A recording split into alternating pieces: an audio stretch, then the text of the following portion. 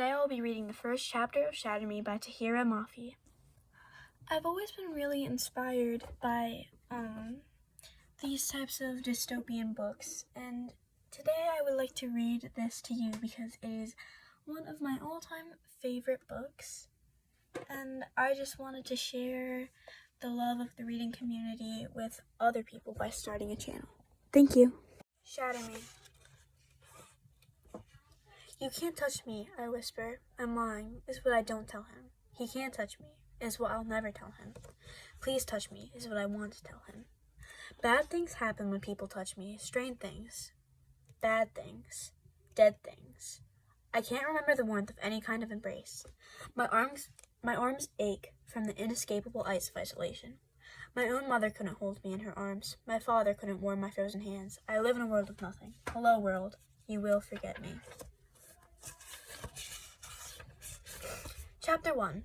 I've been locked up for 264 days. I have nothing but a small notebook and a broken pen, and the numbers in my head to keep me company. 1 window, 4 walls, 144 square feet of space, 26 letters in an alphabet I haven't spoken in 264 days of isolation. 6,336 hours since I've touched another human being. You're getting a roommate, they said to me. For good behavior, they said to me.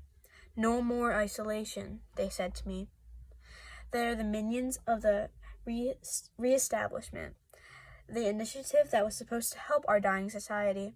The same people who pulled me out of my parents' home and locked me in an asylum for something outside of my control. No one cares that I didn't know what I was capable of, that I didn't know what I was doing. I have no idea where I am. I only know that I was transported by someone in a white van who drove 6 hours and 37 minutes to get me here. I know I was handcuffed to my seat. I know I was strapped to my chair. I know my parents never bothered to say goodbye. I know I didn't cry as I was taken away. I know the sky falls down every day. The sun drops into the ocean and splashes browns and reds and yellows and oranges into the world outside my window. A million leaves from 100 different branches dip in the wind, fluttering with the false promise of flight. The gust catches their withered wings only to force them downward, forgotten, left to be trampled by the soldier stationed just below. There aren't as many trees as there was before, is what the scientists say. They say our world used to be green, our clouds used to be white, our sun was always the right kind of light. But I have very faint memories of that world. I don't remember much from before. The only existence I know now is the one I was given, an echo of what it used to be. I press my palm to the small pane of glass and feel the cold clasp my hand in a familiar embrace. We are both alone, both existing as the absence of something else. I grab my nearly useless pen with the very little ink I've learned to ration each day and stare at it. Change my mind. Abandon the effort it takes to write things down. Having a cellmate might be okay. Talking to a real human might make things easier. I practice using my voice, shaping my lips around the familiar words unfamiliar to my mouth. I practice all day. I'm surprised I remember how to speak. I sit up on the cloth-covered springs I'm forced to sleep on. I wait. I rock back and forth and wait. I wait too long and then fall asleep. My eyes open to 2 eyes, 2 lips, 2 ears, 2 eyebrows. I stifle my screams, my urgency to run the crippling, horrible gripping my limbs. You're and you're a girl. He cocks an eyebrow. He leans away from my face. He grins, but he's not smiling, and I want to cry, my eyes desperate, terrified, darting toward the door. I tried to open so many times, I'd lost count. They locked me up with a boy. A boy. Dear God, they're trying to kill me.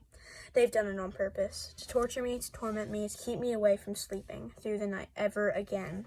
His arms are tatted up, half sleeves to his elbows. His eyebrows are missing a ring. They must have confiscated. Dark blue eyes, dark brown hair, sharp jawline, strong lean frame. Gorgeous, dangerous, terrifying, horrible.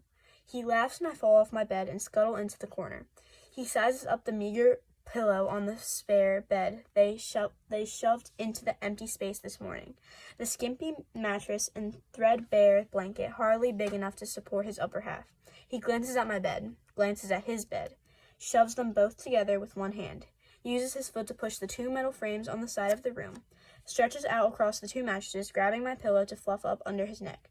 I have begun to shake. I bite my lip, try to bury myself into the dark corner. He's stolen my blanket, my bed, my pillow. I have nothing but the floor. I will have nothing but the floor. I will never fight back because I'm too petrified, too paralyzed, too paranoid. So you're what, insane? Is that why you're here? I'm not insane. He props himself up enough to see my face. He laughs again. I'm not going to hurt you. I want to believe him. I don't believe him. What's your name? He asks. None of your business. What's your name? I hear his irritated exhalation of breath. I hear him turn over on the bed that used to be half mine. I stay awake all night, my knees curled up to my chin, my arms wrapped right tight around my small frame, my long brown hair the only curtain between us. I will not sleep. I cannot sleep. I cannot hear those screams again.